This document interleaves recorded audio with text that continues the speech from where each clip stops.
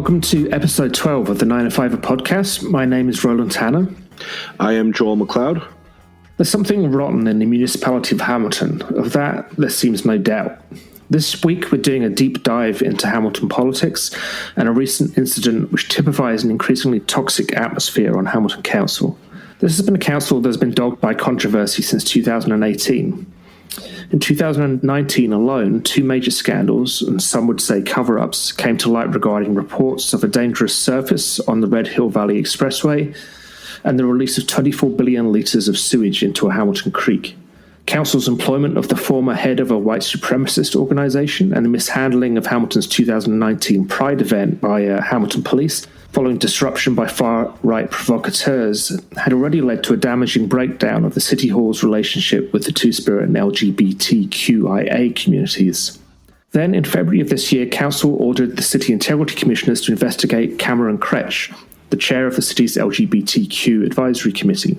They claimed Kroetsch had inappropriately used his position as chair of the LGBTQ Advisory Committee to publicly criticise and disparage council decisions and illegally release personal information about a member of the Police Services Board and a member of City Hall staff.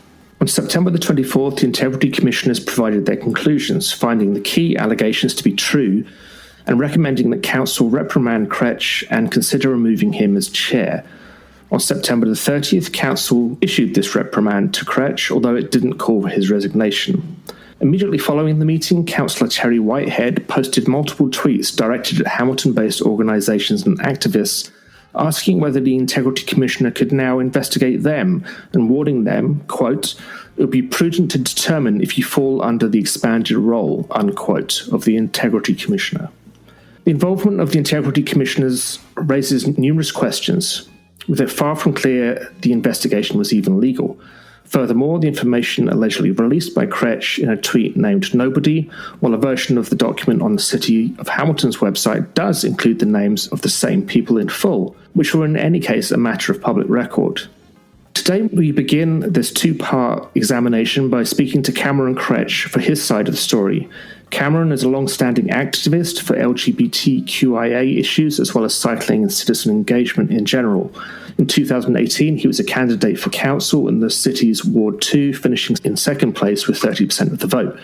For the first time, we'll have a second episode of the 9 to 5 this week. On Thursday, we'll be speaking to Joey Coleman, an independent, crowd-funded journalist and editor of the publicrecord.ca, a website which reports in detail on matters of Hamilton City Hall, with a level of investigation that's really credit-worthy. We also approached the City of Hamilton for comment with several questions about this story early last week. As of the time of recording, we have not yet received any answers. Welcome, Cameron, to the podcast. Thanks so much for joining us today. I wanted just to get us going, if you could kind of give us the background to the story of what happened with you in Hamilton and what the Integrity Commissioner did and what Council voted for last week and how this came to pass from your perspective. Yeah, it oddly started out more than a year ago, and the genesis of this is in May of 2019. A group of folks from LGBTQ plus communities was appointed to an advisory committee, and upon our first meeting, we're told, hey, you've got to plan this flag raising ceremony, and you've got no time to do so. Turns out that the previous iteration of the committee hadn't been meeting for whatever reason, and so it was put upon us. And we came to our first meeting, and a member of our committee put a motion forward saying, no, I don't think we want to do it this year. We want to say no to having a flag raising, and we don't want to support that. And here's some reasons why. And they put that motion forward, and someone seconded it, and we passed the motion. And from there, it became kind of a media storm in Hamilton about the LGBTQ Advisory Committee not wanting to have this happen. And everything in our motion was, pretty public stuff. It wasn't as if anything in the motion was a secret to anyone. Nothing contained confidential or private information. It was run-of-the-mill stuff that had been talked about in the media recently, and they were all really good reasons. We were hearing from members of communities about why they didn't want to do this, why they thought that they didn't have faith right now in the city to support members of LGBTQ plus communities. So that's where this started. And over the course of the next year, almost, There's a lot of back and forth between City of Hamilton and our committee about, what should be in this motion and what shouldn't be in this motion. And we eventually settled on something, I think in about November, that met whatever guidelines. And then the clerk surprised us, I think, in terms of wanting to redact even further. So we've taken sort of some of the sensitive information they considered out, but left in things like job titles and a line in there about, that was slightly critical of staff. And they wanted those things removed. They came to the committee. The committee said, we're not okay with removing these things. These things were part of the motion. Like, this is a public thing we did in public. We passed this motion. We can't redact history. It happened. Going forward, we can talk about things, but we can't be redacting out the history of this committee and the things it stood for. And the clerk redacted it anyway. And then in February of this year, there was some discussion online about how the committee had tried to publish the names of folks. And so what I did was said, hey, no, we didn't try and publish names of anybody. We were trying to make sure that the core parts of the motion that we passed in public remain public. And this thing was sat on the table. Like, when I'm talking about emotion, I know it sounds so abstract, but it's literally, in many ways, a piece of paper that sat on a public table that people took home. People out there have copies of this thing. It's public. And so for me, I thought, like, this is kind of absurd. Like, there's no reason why we can't share this. We passed it. And from there, I guess the city then had a meeting where they ratified some of our minutes. They then had a discussion about filing a complaint against me, filed a complaint with the Integrity Commissioner, which I received in March of this year. So that's kind of how the story started. That's kind of how we caught up to where we are now. And then the last 6 months have been a little bit of a back and forth investigation. Tons of other allegations came out against me. Some disproved, some that the Integrity Commissioner thinks are okay. And then that council meeting last week. So that's kind of the short, abbreviated timeline of where we're at. I could talk more about specifics if you wanted. No, well, actually, just one point that comes out that I haven't seen mentioned in any of the media coverage of this yet is that these were collective decisions by the advisory committee. You were chair of it, but it wasn't just your decision to pursue the line that the committee was pursuing. The second part of that is, I guess the background, obviously, to why the committee was opposed to a flag raising was what happened Pride in 2019, when it was there were basically fascist agitators, for want of a better word, created a real problem, and then the problems with the police. Perhaps you could go more into that as well, about that, why the committee wanted to take the road that it did. Yeah, I think a surprise for many people who are listening and online is that this had nothing to do with Pride 2019. Oh. So because of the way the timing worked out, right, it's a very good assumption to make, because that current and that through current about what happened at Pride 2019 existed long before that, right? So while it may not have been directly about the actions that happened there, white supremacists and other folks showed up at Pride 2018. They showed up at Haldeman Norfolk Pride in 2018. So that current, that was there, and that was something. But that wasn't part of our motion. Our motion kind of centered on four things. One was employing someone in their IT department who had ties to former white supremacist organizations. It had to do with them not really taking the opportunity to appoint someone from a marginalized group to the police board, though there had been very qualified applicants, and instead choosing an auxiliary police officer to fill the only citizen seat. There was the issue of, according to folks in the trans community, right, them not fulfilling the mandate of their transgender protocol, which had come out in 2017. And the last one, which I think people miss, but I think is important, is one of the reasons we didn't want to do it was because we were bothered by the composition of our own committee. We looked around the room when we got there and said, this doesn't meet the standards we have for diversity in our communities. And we need you to give us more people. And what had happened is that there used to be 15, then arbitrarily behind the scenes during the application process, they capped the committee at 9. So then we came and there were 9, and it was like, well, what happened here? So we asked for it to be put back to 15, which, by the way, they did do. And now we're currently in the process, which is going to take years at this point, to get more people onto the committee. So those are the reasons why we put this motion forward. Again, all of them public, and one of them about our own composition. So that's sort of where the genesis of this is. So, Cameron, this kind of stemmed from a tweet that you tweeted back in February of 2019, if I'm not mistaken, is what kind of started this whole brouhaha with the integrity commissioner. I've seen the tweet that you sent out, and the city claimed that you released private information of two individuals. I've seen the tweet. No names were named. There's no social security numbers, no confidential information that would have been on city payroll, or no addresses, nothing, no phone numbers, and nothing like that. There's two vague descriptions of the individuals in question, the positions that they held with the city. And quite frankly, any of the information, I did a Google search for the individuals in question. They're all using the criteria that you sent out, and you can find it in any media publication in the area in the time. What are your thoughts on that? Do you think that you crossed a line that you may have, in retrospect, may have given too much information there?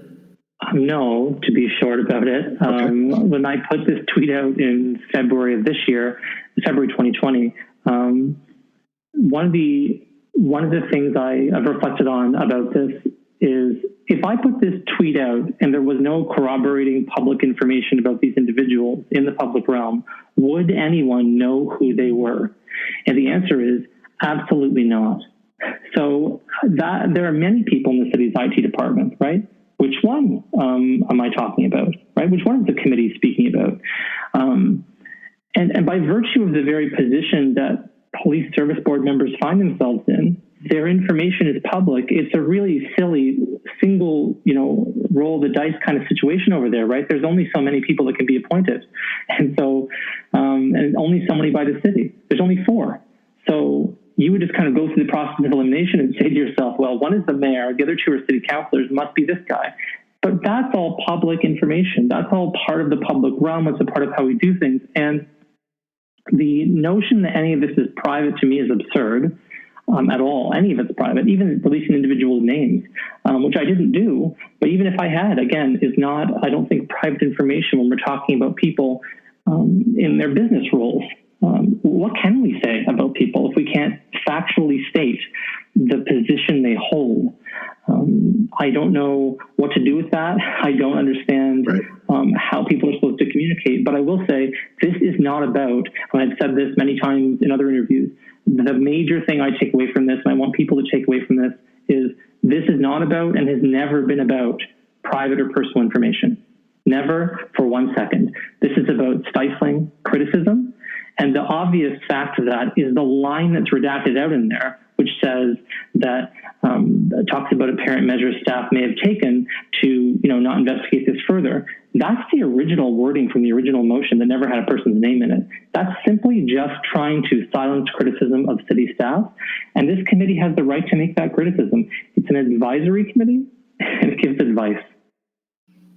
When you signed on to the committee, were you given any guidance in terms of interacting with the public, any guidance about your personal social media channels from the city clerk's office or from any other body in the city of Hamilton when you first signed on to this board?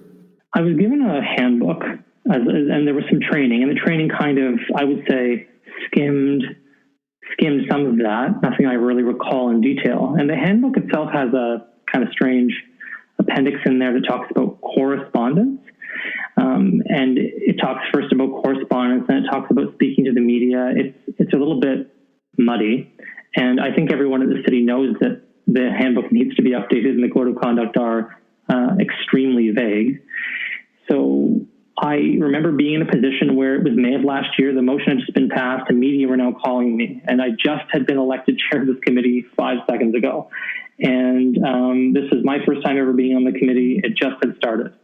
I'm thinking to myself, well, I don't know what to do next here. Can I speak to the media or not? So I did the thing I think that everyone should do in a situation like that, is I emailed our city staff and said, hey, I've got a request from the media. What do I do with this? And they wrote back saying, like, this is what you can and can't say. Make sure you express your personal views as personal. I even got a phone call from someone at the city saying, hey, like, we don't want to stop you from talking to the media. You have every right to speak about the public decisions you made in public to the public media, right? As long as you're not deviating from what you talked about in public, as long as you're not straying from the discussions the committee had in public, There's nothing wrong with you reporting that information as long as it's factual. If at some point you want to deviate and give your own opinion, go ahead. And so I did. When it would deviate from what the committee talked about, I would say, hey, these are my personal thoughts. And it's worth pointing out here, because many people won't be familiar, that advisory committees are public meetings, just like a council meeting is. Anybody can turn up. In my experience, nobody ever does, but you can do. And maybe in Hamilton you have a better turnout. But, anything you say there is already a matter of public record, in effect. Now, with regard to the investigation by the Integrity Commissioner, there's all kinds of issues, shall we say, there. Were you told at any point that the Integrity Commissioner, that what you said as a member of an advisory committee could be investigated by an Integrity Commissioner? No, I had no idea. That was probably the only thing I've been surprised about in all of this, is getting the complaint from the Integrity Commissioner. I just didn't see that coming. I mean, council has had the authority to do whatever they wanted this entire time. If they found my conduct to be a problem, all they had to do at a meeting, any public meeting, was just pass a reprimand, do whatever they wanted to do. So they don't need an investigation of the Integrity Commissioner to do that. They possess within their own organization all the information they need. And so having, two folks being hired to do this was never discussed and was never something that I had any idea could happen. And if I could say, it's an extreme instrument to be using against a volunteer. I think it's important to unpack. This isn't like the Integrity Commissioner sounds like they have an office somewhere in City Hall and they're just taking calls from the public. Like, it sounds like this thing, but it's not that thing. It's a company that's run by two individuals. One, the former city solicitor for the city of Hamilton up until not too long ago, which screams conflict of interest to me personally. I'm not a lawyer, but that doesn't seem to be ethically okay.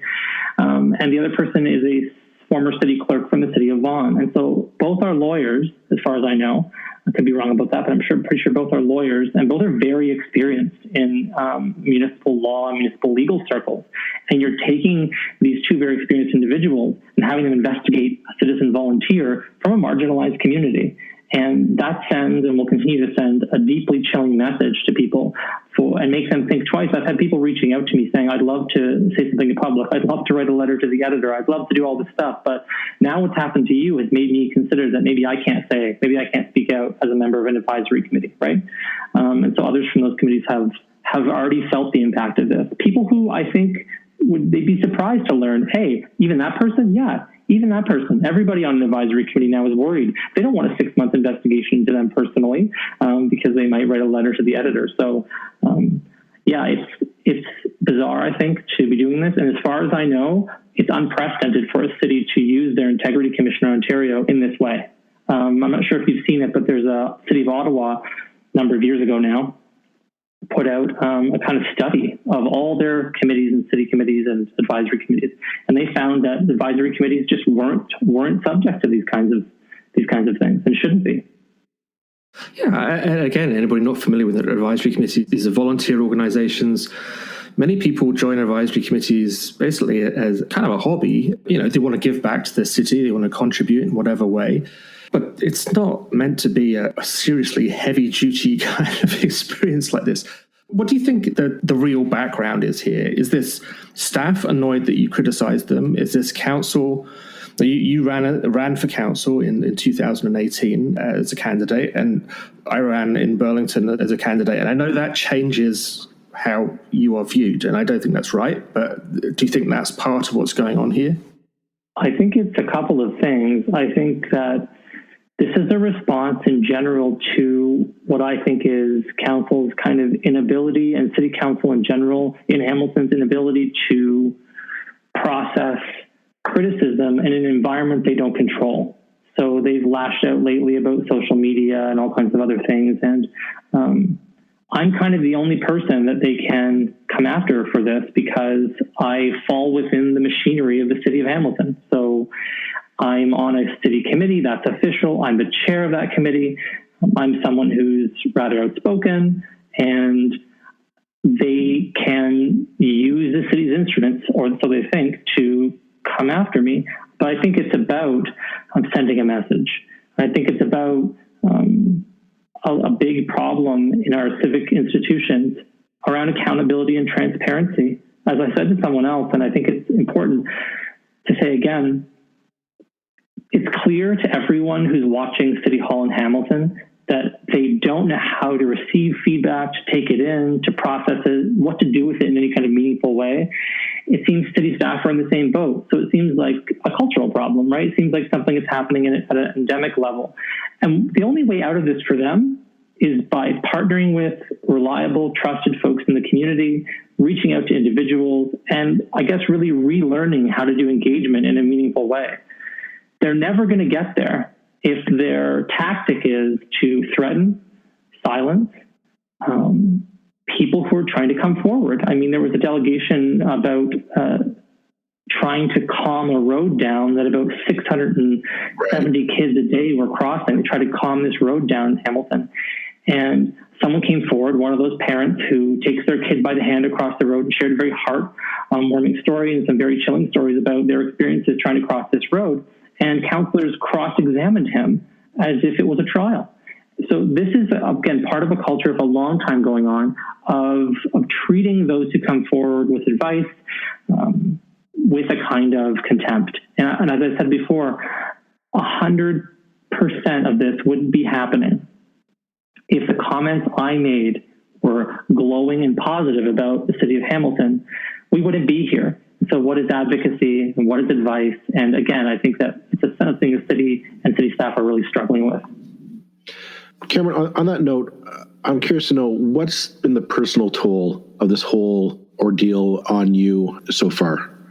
I'll say from the outset that I'm probably more likely to be insulated from this than most people. I've lost a privilege. So I'm able to connect with people. I was able to find a lawyer quickly. My partner has a good job. I have a good job. I was able to take some time off when things were really stressful. So I'm in a pretty good position, even though it is a pandemic. That being said, I mean, the company I'm with, we closed for 4 months. And the day we closed was the day I got the letter from the Integrity Commissioner. So that was hard. And it's been hard because at first I didn't know what to do, truthfully. And it's not like I don't have experience with municipal procedures. And I used to be the president of a union. I've been in a lot of negotiations and other kinds of things that are stressful and tough. But this kind of came out of the blue. And when I got the complaint, I thought, what does this mean legally? What does this mean personally? Like, what can they do? What are the outcomes? And so I just spent a lot of time racking my brain about whether or not I should stay on this committee, whether I should keep doing this work, whether it was worth it, because it's 6 months of silence. I mean, I could have spoken out about this sooner, but the process happened in such a weird way that, like, I didn't even really understand what the allegations were against me until maybe about August. So I really wasn't comfortable talking about this until I could sort of formally understand, like, what is it they're actually accusing me of? Which parts of this code of conduct are they saying I violated? And so between March and August, it was just this really awkward period of seeing people in my life and talking to them and not being able to really say how you're doing. It's super, super stressful. And yeah, very debilitating to personal relationships, hard to focus on other things. And I think I don't wish anyone to have to go through this kind of thing. I think the only reason it was even handled as quickly as possible is because of, I think, insistence that this be resolved quickly. From where, I don't know. But I am grateful for that, frankly, because had this dragged out for another 6 months, I don't know where I'd be. And the very speed with which this has, in city terms, this has been carried out, contrasts with similar complaints that have been made against councillors, which is the more traditional role of the Integrity Commissioner, to look into complaints against councillors, which have either dragged on for really long periods of time or just been dismissed. Now, Councillor Marula was featured in the news recently for threatening a CHCH journalist, and this was recorded. You know, we have the sound recording of it, and allegedly also threatening the owner of a gym. And this, with great speed, kind of seems to have been dismissed. Now, those seems to be far more serious allegations to me, certainly given that we can actually hear threats being made in one case. Why do you think the Integrity Commission has taken a different view there? I think that we've become accustomed to living inside of a technicality. I think it's dangerous and it's harmful, and that's where we're at. And we've lost something in Hamilton around like what it seems reasonable to do or decent to do. I don't want to turn this into a moral argument, but I think that's part of it here, right? While the person complaining was the person who owned the club maybe out in Kitchener or the employee there, and so Kitchener is not the jurisdiction of Hamilton, and I'll leave the rest of that for people who want to go down that rabbit hole. There's many other similar types of situations like that I think technicalities, right? The parties were able to resolve the matter, whatever that means. But here's the thing that I find troubling. Every single one of their colleagues on city council watched these things happen. But what continues to happen in politics outside of Hamilton in Hamilton is politicians are waiting around for grassroots communities and volunteers to solve political problems for them.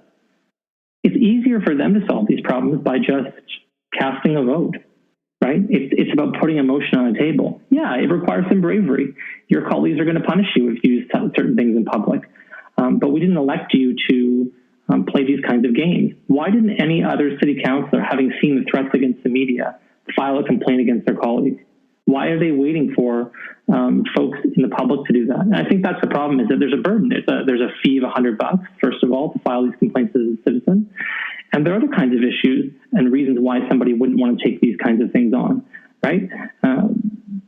The regular public is not insulated the way that a city councilor is insulated. And so the silence that's there is a cultural silence, and it's a permissive silence, and it's one that allows these things to happen. And every time someone threatens someone, every time someone berates them during a council meeting, every time an integrity commissioner complaint is filed against a volunteer and nothing happens, it just adds another layer to the cultural, mess over there, and lets people feel like they can get away with doing this, that they're empowered to do it. And as you saw, Councillor Terry Whitehead, immediately after the reprimand was issued against me, then came after the Hamilton Center for Civic Inclusion by saying, maybe the integrity commissioner falls to you. And then started coming after individual citizens, saying, maybe the integrity commissioner could come after you. If that's not a clear enough indication of what's going on here, I don't know what is. Yeah, absolutely. That was absolutely appalling behavior, even if it is ridiculous, and yeah. I just want to kind of touch upon what you just said there about Councillor Whitehead. In the LGBTQ community, what's the attitude towards what's been going on? Because I can't imagine that relationships between this community and city council are going quite well right now with this looming overhead. Could you maybe give us a little bit of insight into how that relationship is working out right now? Yeah, I should first say, I can't speak for everybody, and even this committee can't speak for everybody. And I happen to be a board member at Pride, and Pride doesn't speak for the whole community. So I don't really know how each group in the community or individuals are feeling about this. I will say that many people from LGBTQ plus communities have reached out and offered support. I've seen a lot of online discussions from folks in the communities saying they feel targeted, saying they feel like this is a further kind of silencing, right? When Pride happened in 2019, many people came forward to tell their stories and to talk about what had happened to them and to speak about the sort of homophobia, latent or otherwise, in this community, and transphobia, latent or otherwise, right? Came forward and talked about those kinds of things publicly. And we're told by the city, yeah, we don't really believe you. We need to go get this other person to investigate it. They came back and said, yep, everything the community said was cool. And still there's been no real relationship building happening there. We live in a city where, in my participation in Pride started, as a volunteer in 2018. But since 2018, we live in a city where the mayor of the city of Hamilton has not attended Pride in the last couple of years, or if ever. I don't know if he's ever been, I can't say, but wasn't there at 2018 Pride, wasn't there at 2019 Pride. What's that about? I mean, this is a kind of strange affect. You look at Toronto, you look at other cities, small cities around Ontario, actually, and you see that's a staple thing happening, is that even if the mayor's not giving remarks, even if the mayor's not centrally figured in the parade, the mayor is at Pride and is walking around and talking to people in a comfortable and normal way.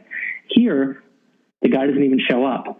So it's a long pattern and a long history of problems we've had here in the city. I don't think it's getting better. There are people who know much more than I do who can talk about that.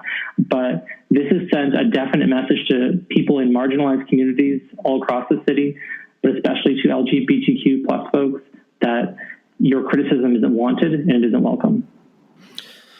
I think it's a fascinating story. We've dealt extensively over the last few weeks with the apparent malaise that we're seeing on council. And it should be pointed out that of the entire council, only 2 members voted against the motion to censor you, which is just disappointing, there, to say the least. I was surprised, given that there's meant to be a cabal of 3 people, that it didn't at least reach the 3 people level.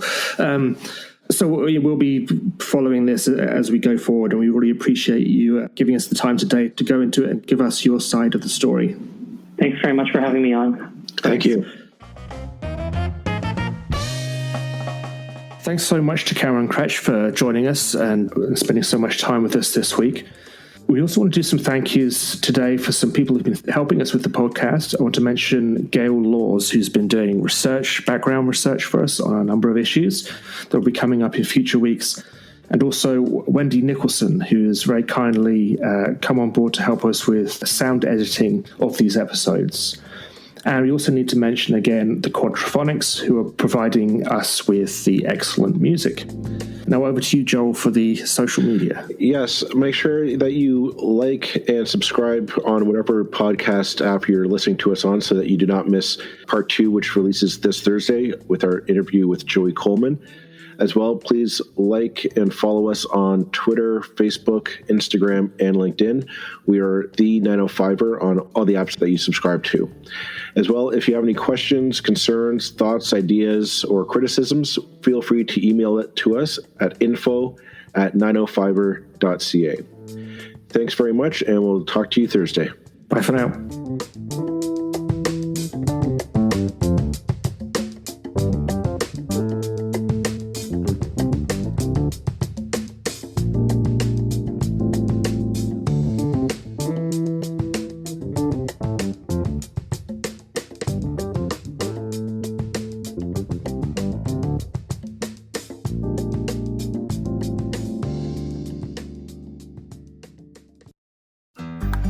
Looking to make the most out of this life and optimize your personal wellness? Then check out the Natural Man Podcast. Join me, host Mike C., as we explore all areas of human wellness, physical, mental, and emotional. Learn strategies to optimize your own well-being and be in the driver's seat of your own health. Remember, your doctor works for you. Learn biohacks, neurohacks, ways to improve sleep, and ways to optimize your body and your mind. Check us out on Apple, Spotify, the Fountain app, and at naturalmanpodcast.com.